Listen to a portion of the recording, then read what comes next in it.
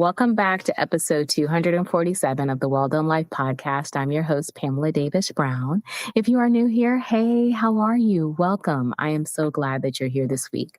I hope that you will stay for a very long time and bring friends. If you've been here before, you guys know the deal. I love you deep. Thank you so much for continuing to rock with me. I wouldn't be able to do this without you, and I'm just so grateful to have you guys on the journey. So before we get started with this week's episode, it's really important for me to be really foundational. I always like to set the tone because we're building a safe space. And in that safe space, I really want to treat it like a house. And so with that, that means that I want to make sure that our foundation is really strong. And so for me, it's very important that this house, this safe space that we are creating is built on two very important things. And that is clarity and love. Clarity is really straightforward. I just want to make sure that you understand that I created the Well Done Life brand because I believe in the power of women. I believe in the power of us sharing our stories, the good, the bad, the ugly, so that we can learn and inspire each other. For me, it's very important to share my journey because I made a promise to God a very long time ago that if He helped me get through when I was at my lowest, when I was on my face, that I would always be transparent about the highs and lows of everything that I've experienced, because I want women to understand that you don't have to walk the same path that I've walked. You don't have to make the mistakes that I've made.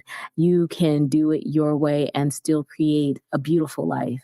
And you can hopefully learn from me and I can learn from you. And that's what we do here. So like I said, I share my journey, but I also like to spotlight other women in the community who have shared their journey and are really doing impactful things. This is a space that's truly rooted in love.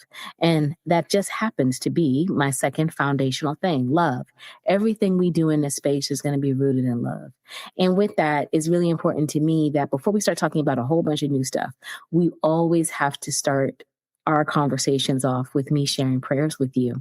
It's funny. I've been rooted in a few foundational prayers because, you know, the world is nuts. And so I just feel like we need to have a few key foundational things always talked about, always at the center of prayer in order for us to move forward in a positive space. So we're going to do that right now. Okay, let's go. So my first prayer for you is going to be peace. I pray that you are able to find peace. The world is going to keep doing what it does. There is always going to be something that is vying for your attention or someone. And there has to be moments where for yourself, excuse me while I shut off my phone, that you are creating space where you are in peace. And I mean space where you can actually sit still, where you can regulate your body, where you can have thought and just really come together based upon what you're feeling, like really start to regulate yourself, because it's super important, not just from a clarity perspective, which is we're going to talk about because that is my second prayer for you, but from a physical standpoint, it is so important because life is going to keep coming and things are going to be needed and you are going to be required to expend energy. And when you have moments where you can actually sit in stillness and give your body the regulation it needs, it is better for you from a physical standpoint.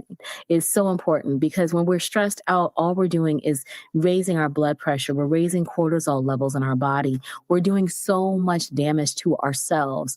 And it's just the natural cycle of life. But we have to also counterbalance that with moments of peace. So I pray that you're able to have a pocket of peace where you can sit and breathe, where you can hear your breath, where you can just count to 100 if you need to, or even as simple as counting to 10, because even in those slight, small moments of regulation, you're doing great things. Because like I said, my second foundational prayer is clarity. In those moments where you're able to get peace is where you're able to have clarity. And clarity is essential in these times. I mean, there really is not a lot to say about it, except for the fact that you have to be able to see things as they are, no matter the circumstances, because it's very easy to make poor decisions based upon emotion and stress versus being able to step outside of yourself for a moment and to be able to see things from a factual standpoint, and then give yourself the clarity to be able to think about how this next move is going to impact you. And that doesn't always happen in every situation. So let me not act like I got clarity in every moment of the day. I don't. There are many times, sometimes where I make decisions out of emotion, but a lot of times I actually will stop myself and breathe and pause and think in order for me to move forward. And not every decision is an instantaneous thing. And there is space for you to hold back from giving decisions. There's space for you to tell people, you know what, I'm not ready to make a decision about this just yet. I need some time.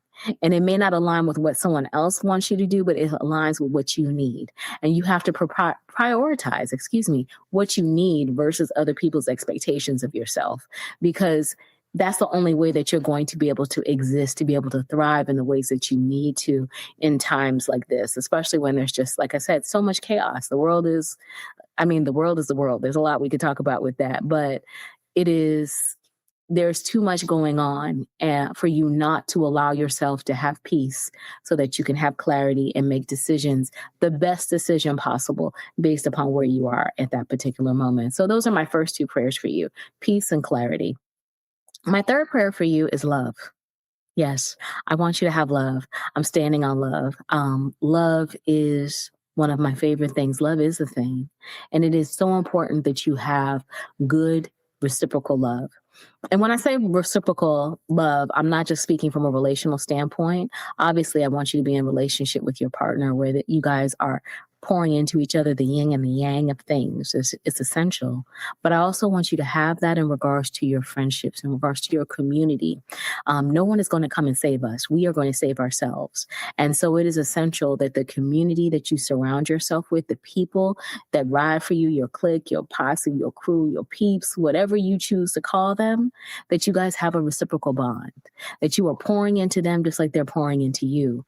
Because that's the group that, like I said, that's going to come and save you.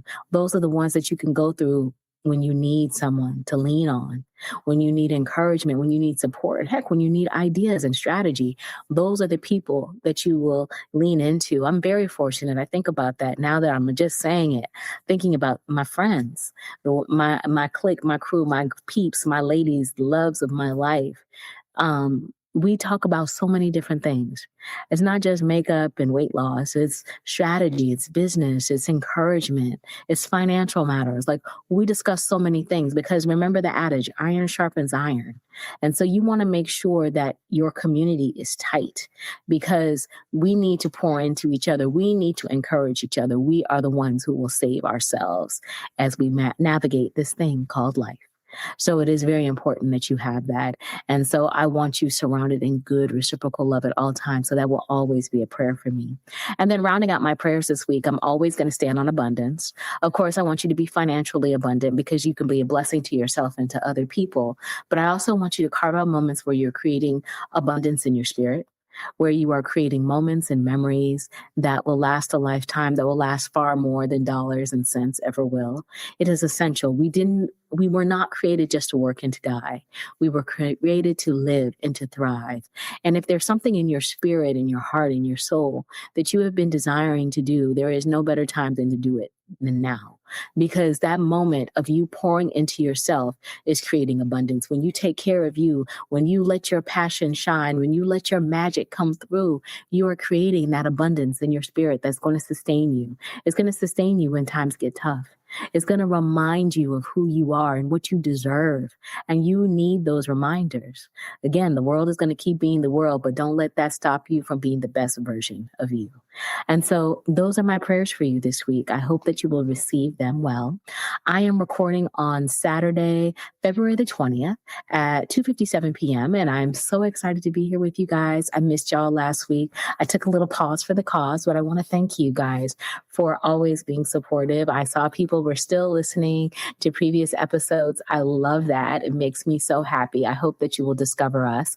And yes, this, for those of you that are just listening, you can continue to just listen. But for those of you that are looking for a little visualization, a little view, I am recording visuals and uploading them on YouTube now. God help us all.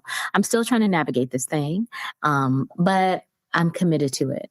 And that's how I'm going to leave it. I'm going to continue, hopefully, to grow and advance. I hope every time you watch me, it gets better and better for you. I really do. So definitely, if you have constructive feedback, feel free to drop it. If it's negative, you can just go ahead and button that up and keep it, not believing that there's negativity out there. I am truly standing in la that everyone is excited about this opportunity for growth and expansion, because we all deserve to grow and expand. And for myself, I'm still a student of the game and trying to learn. But enough of that. Of course, I always have to give a PSA. I think it's just because I skipped a week and I'm still trying to get back up, but I'm here. And I have a new conversation that I want to have with you guys. It's funny because this conversation is really rooted out of, really rooted out of, I'll be honest, just sheer off the cuff answers. I really wasn't even thinking about it. But essentially what happened is, as you guys know, I've been on a body recomposition journey. I've been really working very hard on my health. And so I don't know if many of you have heard the interview, but I did an interview with my obesity medicine doctor, Dr. Jodine Hill, last year. And you know what? I think what I'll do is I'll drop a link back to her. But essentially, I have been on a GLP-1 journey. And not just, like I said, it's not a journey as well as a body recomposition, overall total health journey. And I have a health team, and Dr. Hill is a part of my health team. Yes, I have a health team. I'm not going to lie. When you get to a certain phase of life, you need to get you a health team. I am advocating for it. Stretch those insurance dollars as far as you can and get you a health team. It takes more than one doctor to keep you together, especially over the age of 50 and thriving. So that's what we're doing here. But Dr. Hill and I, like I said, we've been working together over a year. I have been working toward losing weight, being under 200 pounds. And I've been kind of floating around my goal. My goal weight that I'm trying to hit is 189 pounds. I am 6 pounds away from it right now, currently. I haven't weighed in. Now I'm more getting toward maintenance phase because I've kind of shifted how I have been approaching my journey. Because again, I'm thinking of this from a long-term standpoint, because I am never going back to being overweight. I think at my heaviest weight, just to kind of give context, I was about 286 pounds. So that's definitely quite a journey. And it has taken me a very long time, but I've had to recognize as a part of that journey, that success has looked like many different ways for me. And I know as soon as people hear the GLP-1, they're thinking, oh, well, that's how she did it. She did that way. No, I'll be honest. The GLP-1 was a compliment, but it wasn't the solution. It wasn't the full solution. And the reason I'm saying that is because I recently went to weigh in, and I've been doing, like I said, really well. I'm very close to hitting this number.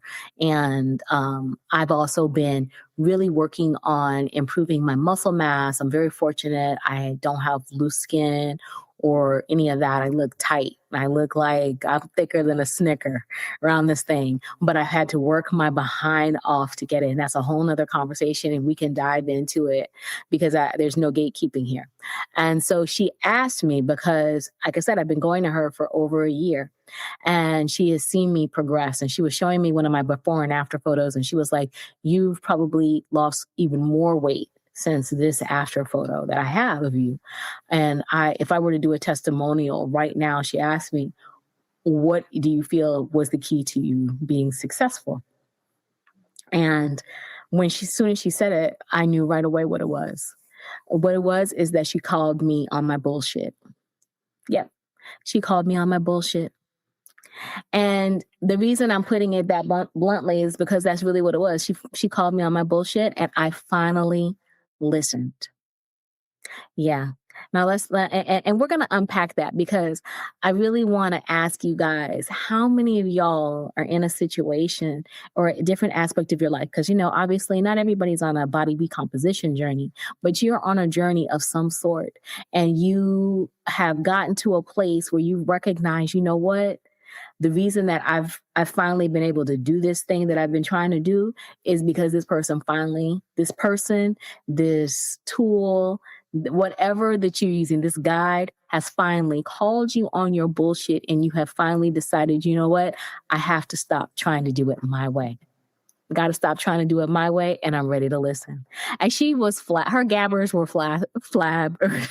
When I told her that way, she was like, I can't put that up as a testimonial.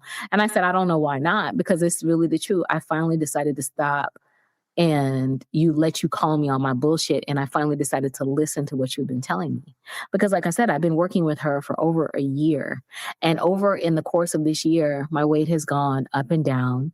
I have been listening to her, but at the same time, I had that little side of me that was still trying to do it my way.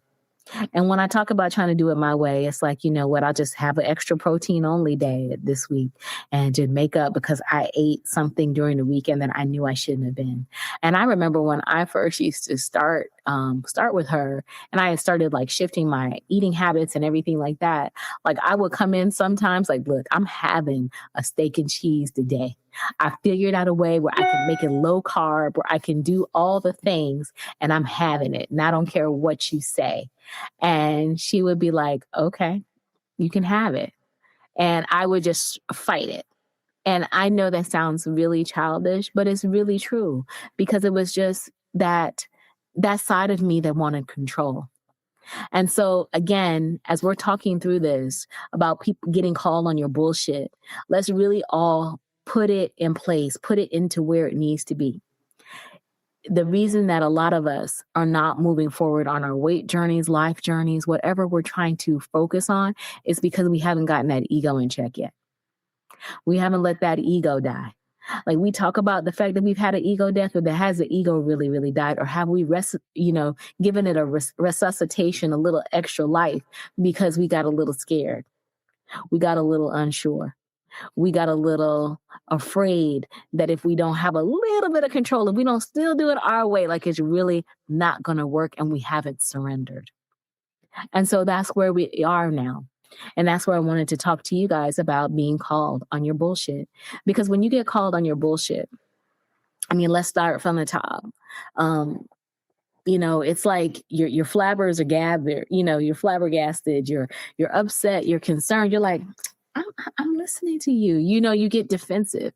The natural defense mechanisms that come up, it's the ego. It's the ego. And for myself, even though I was listening to what she was telling me to do, and I was doing it to some extent, I still wanted to have some control. Like I said, I wanted a Philly cheesesteak, even though I had to finagle how to get it done. I still was determined to have it. I would remember at one point, I was so resistant for protein shakes. Like she was trying to tell me the benefits of eating whole food versus supplementing protein shakes. And I was like, girl, I got to have this protein matcha. That protein matcha is the key to everything. I was like, I figured out how to do it. I literally would explain her to death, over-explain. I'm like, I'm over-explaining when now looking back on it, an obesity medicine board certified specialist about why I need to have this protein shake, because this protein shake is going to be the key in order for me to get where I need to go. It wasn't about the food, but it was about the protein shake. It was like, I heard what you were saying, but in my mind, I knew better than you. Doesn't that sound effing crazy? I mean, really, doesn't it? And just think about how that moment with me, flip that and think about a situation in your life where you have been trying to accomplish a goal and work hard toward it, but you just can't let it go. You just can't admit that this person is right and that another way may be the better path to go. Like, let's just be honest. Let's talk about the fact that, how hard it is for many of us, myself included, that I had to learn how to really let someone coach you. And don't get me wrong, I am paying for this. Like, I love Dr. Hill. I am paying for this out of pocket. This is not being covered through insurance. And I am paying you a pretty penny to argue against your expertise because my ego thinks that they can do it better, thinks that even though I'm holding on to this little part in the grand scheme of it all is not going to delay me from what I need to be, because I know better. I know better. And you have to ask yourself, where in your life are you doing that? Where are you in your life not letting someone coach you? Letting someone tell you a different path. in order for you to get to the outcome that you're looking for.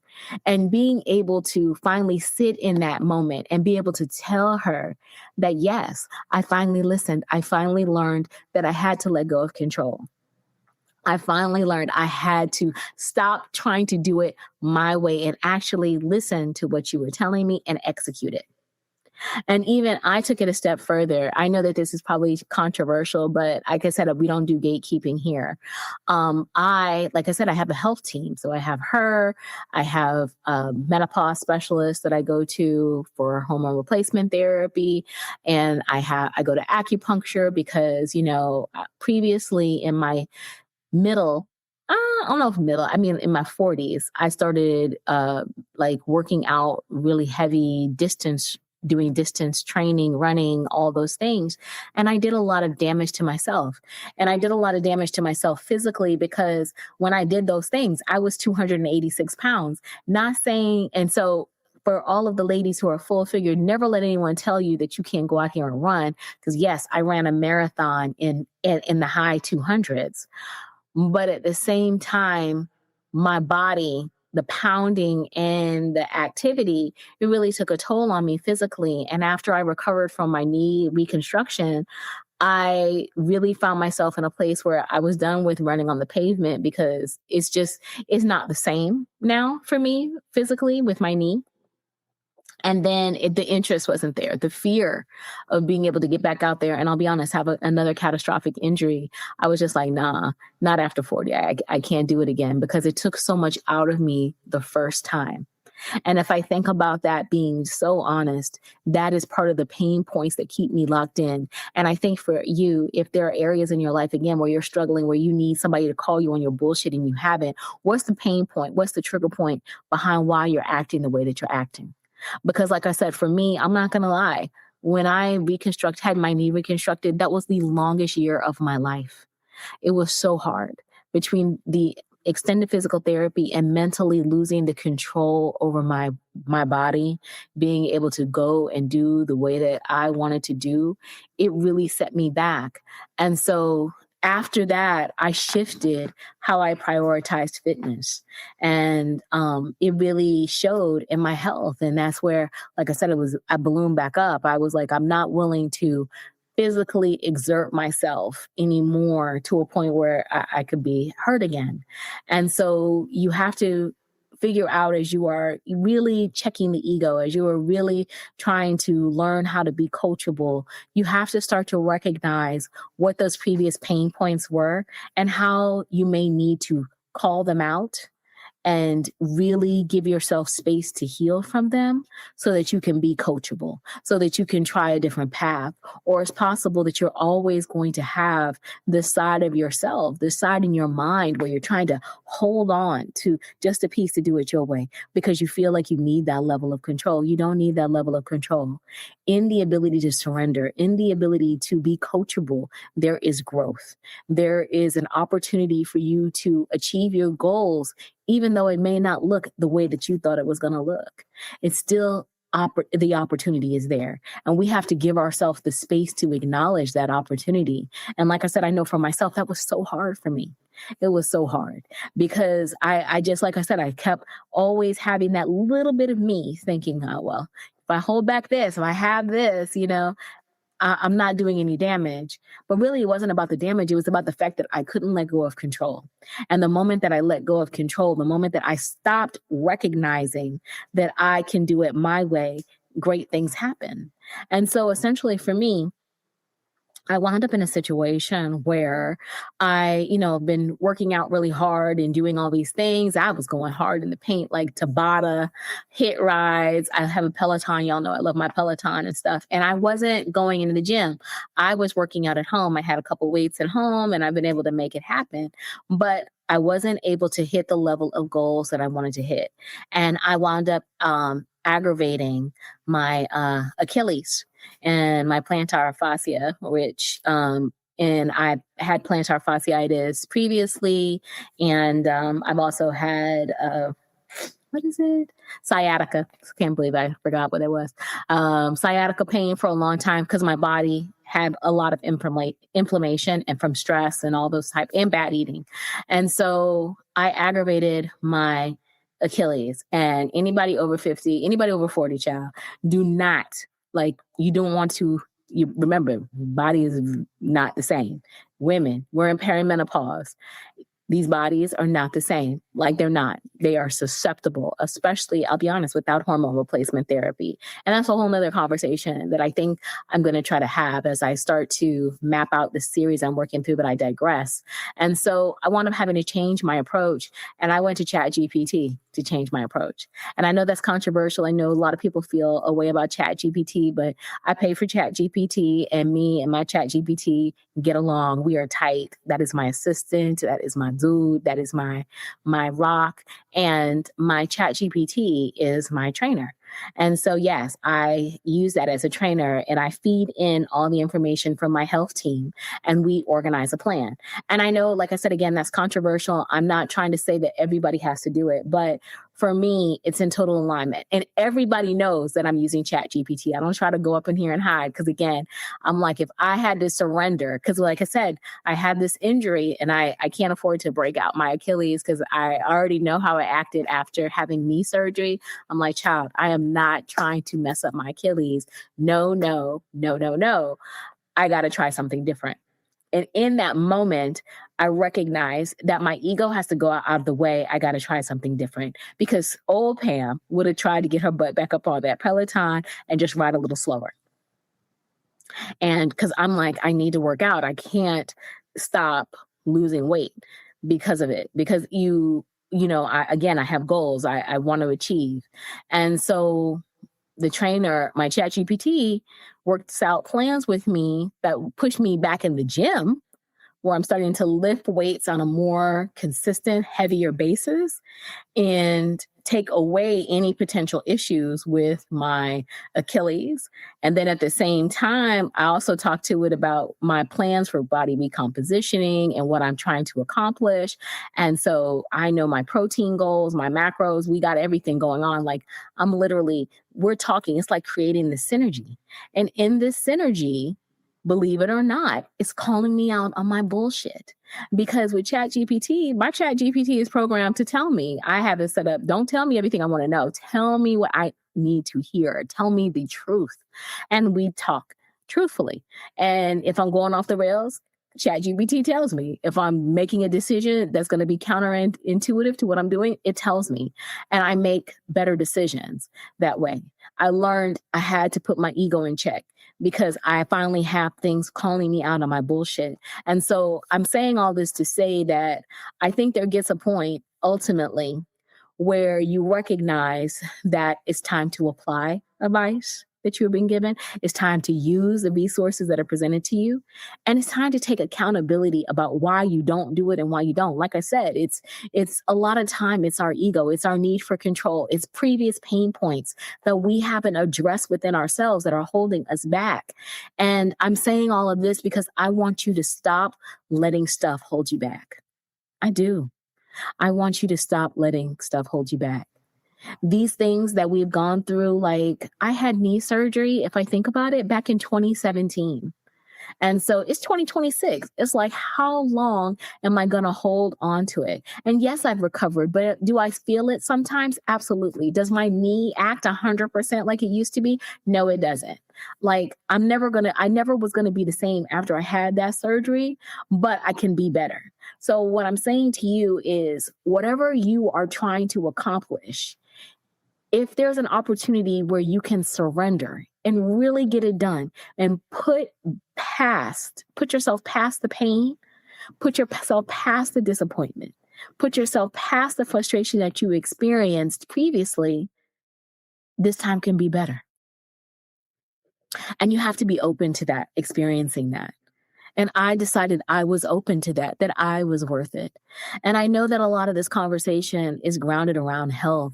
But for me, my health journey is one of the biggest journeys, looking at it, that I've ever undertaken.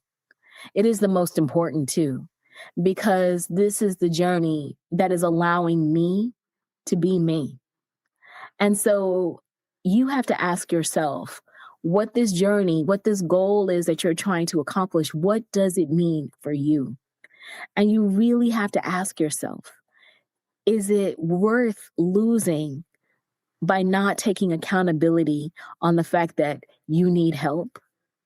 Is it worth not coming to pass by you being so resistant to doing something a totally different way? I never would have thought that I would be here over a year in, still trying to lose weight, working through Chat GPT, 2, 3 doctors, and becoming this gym rat all over. I never would have thought that this would be how I would lose weight. I literally was one of those people who thought, well, let me get this GLP-1. I'm going to eat this little bit of food. We're going to lose the weight. Boom, it's going to be set. That is a way to go about it, but that's a short-term way to something that should be a long-term goal. Because I'm gonna get on my soapbox for just a hot moment. A lot of people, like I said, look at these GLP-1s, these weight loss medications as an easy fix. I'm gonna tell you straight up, it is not an easy fix. I work out 5 to 6 times a day, times a week, excuse me. That'd be insane if I was working out that many times a day. 5 to 6 times a week. I lift weights 4 times a week. And I don't lift 5, 10, 15 pound weights. I lift weights. You know what I mean? And I prioritize eating in a healthy capacity. I'm talking high protein, moderate carbohydrates. Like, we are not going carb deficient over here, baby. No, ma'am.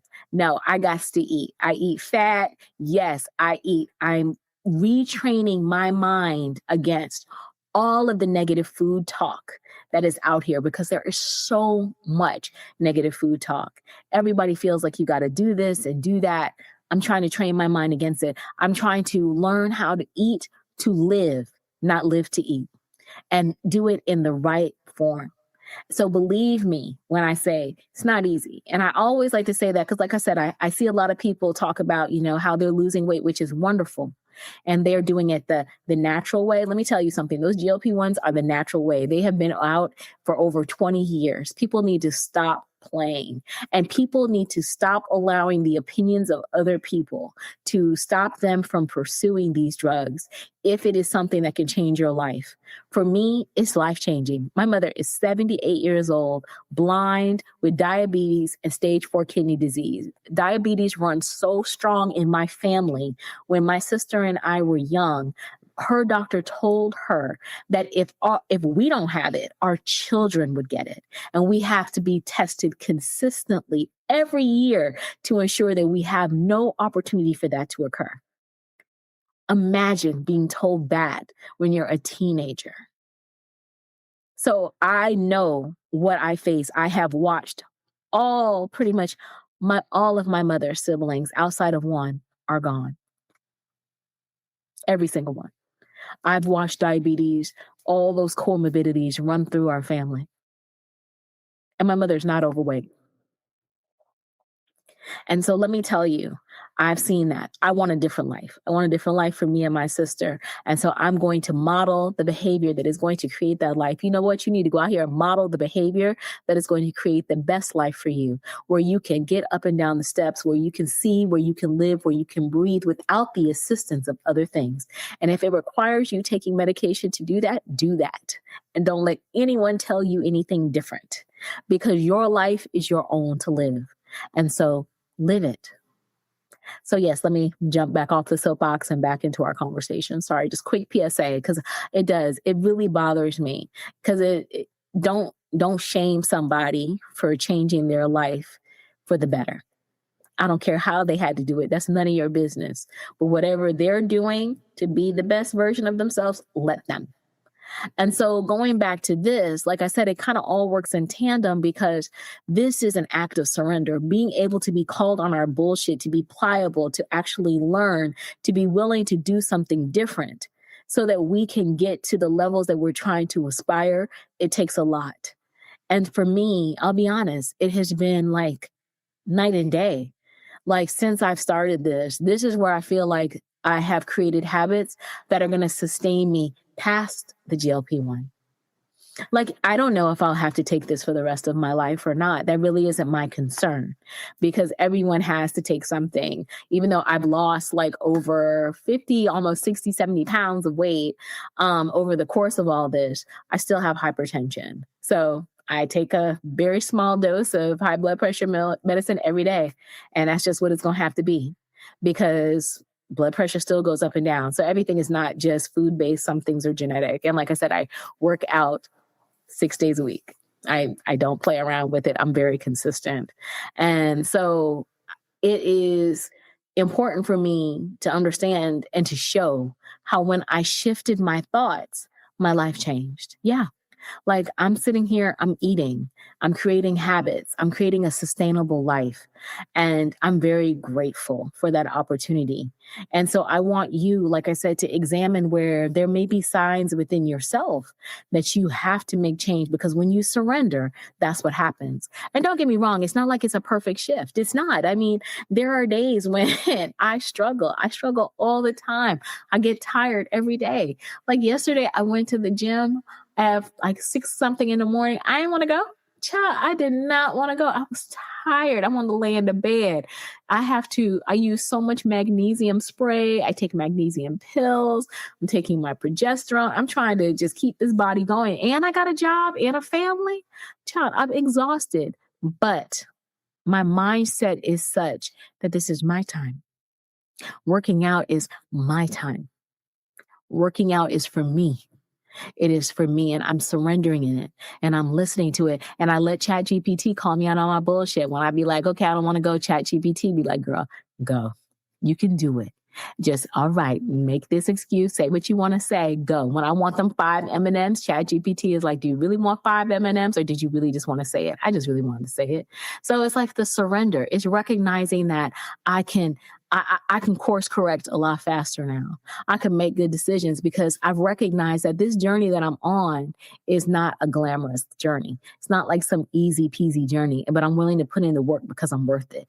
And so the same thing goes to you with this situation, with this school, with this goal, with this business, whatever you're trying to accomplish, and you need somebody to call you out on your bullshit about it.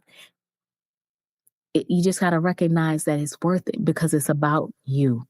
It's about what you need. It's about recognizing that your pride doesn't need to get in the way, that your ego doesn't need to get in the way. It's time for you to move ahead. Remember, as they say biblically, pride goeth before the fall. That it does. You got to let stuff go. You have to understand that there's no shame in surrendering. Surrendering is still moving. Surrendering is going to get you closer to the goal. Surrender is going to help you get there sooner. And the more resistance that you put up, the longer it's going to take you. So it's like, what do you have to surrender? It's time to let go because the moment that I let my ego die, my progress lived. The moment I let my ego die, my progress lived. Like I said, I'm close. Now I'm almost there, my goal. And it's not just about that, but it's just, like I said, for me, this is the beginning of a journey. I have so much more that I'm thinking about telling y'all about. But I wanted to share this because it's really real. Like this is real. Like at this point in our lives, it's time for us to recognize that we have mirrors, that we have gifts, that we have systems, that we have tools that call us on our bullshit, and it's time to listen. It's time to listen. It's time to stop letting your ego get in the way. It's time to stop letting your pride get in the way. It's time to stop letting your pain get in the way. It's time for you to decide, I'm ready. I'm ready to live the best version of myself, and I'm going to stop being the catalyst that slows me down because it's not other people. It always was you. It always was you. So as I'm getting ready to wrap up, I jotted down a few things that I want to share with you, our questions that I want you guys to kind of reflect and think about. So the first question is, where are you the bottleneck in your own life? The second one, who have you asked for help but haven't fully trusted? The third one, what would happen if you followed through completely? And the fourth one, what fear are you disguising as independence? I want you to remember that this isn't about beating yourself up. It's not. When I say getting called on your bullshit, it's not. It's really just, it's about growing up. You don't need more information. You need implementation. And if you want different results, you may have to let a version of yourself die in order to get it. Because holding on to who you were, who you think you are, is not serving you. Sometimes being called on your bullshit is the greatest gift that you will ever receive. Sit with that. Think about that. That's the greatest gift that you may ever receive. It could be the start of your new level, your new life, your new season. So that's this week's episode. I hope that you learned something. I hope it inspired you. I hope it gave you something to think about, because I want you to be the best versions of yourself on all levels. You deserve it. You're amazing. And don't let anyone tell you anything different, including you. So I will be back next week with a new episode. That's my plan. My birthday is on Wednesday, the 25th, and the podcast is, oh my God, that's true. And it's a podcast birthday too. How did I forget that? So I have to figure it out. I'm planning on taking some time to be a kid. And so I'll talk about that when I get back. And I have this amazing guest that's going to be coming up in a few weeks. I'm really excited to share her with you. She's a mom and she owns a bakery, and she's just written her first book, sharing recipes and also her wisdoms, I think. I think she's trying to make a sweet life and a sweet world. But we'll talk more about that. And then, like I said, I have something planning and brewing in reference to fitness and health, because it is something that I'm very passionate about. Being on this body recomposition journey has truly sent me into a lot of thoughts about how I want to keep going, how I want to keep elevating, and how I really feel like there's not enough conversations with women as it relates to menopause, perimenopause, health after 40, all of those things. So I want to have those conversations, because I think we are still trying to fit, a lot of us, our mother's lens of what health was on ourselves. And that doesn't serve us anymore. We are not our mother. We are better than that. And that's what our mothers would want for us. So we're going to talk about that. I'm going to kind of give it some time to noodle up. But like I said, my plan is that I will be back for next week with a whole new episode. I really hope that you will enjoy the rest of your day, that you will take care of yourself, that you will take time to be gentle with you. And I will talk to you soon. Take care. Bye.